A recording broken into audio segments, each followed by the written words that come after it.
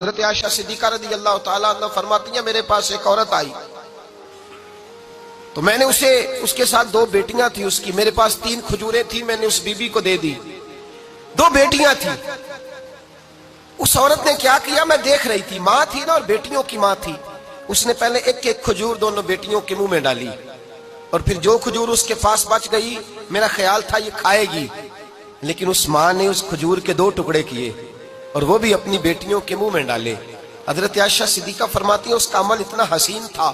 Us be be کے اس عمل کے اندر اتنا حسن تھا کہ میری آنکھوں میں بھی وہ بات رہ گئی، دل میں بھی رہ گئی، روح میں بھی سما گئی، اس کے حسن اور تاثیر کو میں بھلا نہ سکی۔ شام تک وہ کیفیات، وہ انداز، وہ اس عورت کا طرز، اس کا وہ انداز میری طبیعت کے اندر بار بار مجھے اس کی طرف متوجہ کرتا رہا۔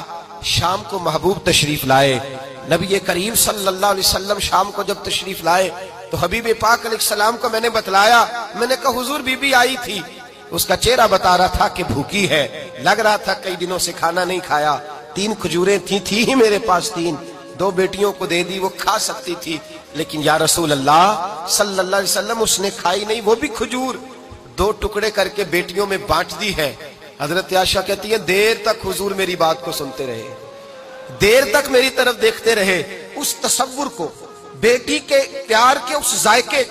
دیر تک محبوب محسوس کرتے رہے، اور پھر فرمایا عائشہ جو دنیا میں بیٹیوں کی وجہ سے آزمایا جائے گا، جب قیامت کا دن آئے گا تو رب اس سے حساب نہیں لے گا، بے حساب ہی جنت میں داخل فرما دے گا۔ اللہ پھر اس سے حساب نہیں لے گا جو بیٹی کے سبب سے آزمایا جائے۔ یعنی حضور نے باپ کو کہا کہ بیٹی کو مصیبت نہ سمجھنا، اگر کبھی اس کے میکے سے جھگڑے کا پیغام بھی آ جائے، اگر کبھی دوبارہ تجھے اس کی طرف پلٹ کر جانا بھی پڑے، میرے نبی پاک صلی اللہ علیہ وسلم سے کسی صحابی نے کہا تھا یا رسول اللہ بہترین صدقہ کون سا ہے؟ حضور بہترین صدقہ کون سا ہے؟ وہ میرا مال جو اللہ کے راستے میں خیرات کروں تو رب مجھے زیادہ اجر عطا کرے، وہ کون سا ہے؟ تو میرے نبی پاک نے فرمایا اگر تیری بیٹی واپس لوٹ آئی، طلاق کی وجہ سے یا بیوہ ہو کر واپس آ گئی، اور تجھے اس لوٹنے والی بیٹی پر کچھ خرچ کرنا پڑا، تو تیرے رسول کا وعدہ یہ ہے کہ اللہ تجھے اس روپے پر سب سے زیادہ اجر عطا فرمائے گا،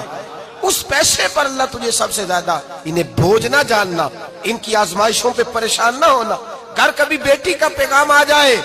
کہ اس کو پھر سے یہ تکلیف ہوئی ہے، باپ سمجھنے لگا تھا کہ میں تو فارغ ہو گیا، نکاح کر کے میں فارغ ہو گیا، پھر اگر کبھی اسے پیغام آئے تو میرے مصطفیٰ کریم نے فرمایا وہ پریشان نہ ہو، وہ دکھی نہ ہو، بلکہ جو بیٹی کی وجہ سے آزمایا جائے گا اس سے تو حساب ہی نہیں لیا جائے گا، اللہ بغیر حساب ہی جنت عطا فرما دے گا۔ اتنا بڑا مقام، اتنی بڑی عظمت اور فضیلت اللہ کے رسول نے بیٹیوں کے ماں باپ کو عطا فرمائی۔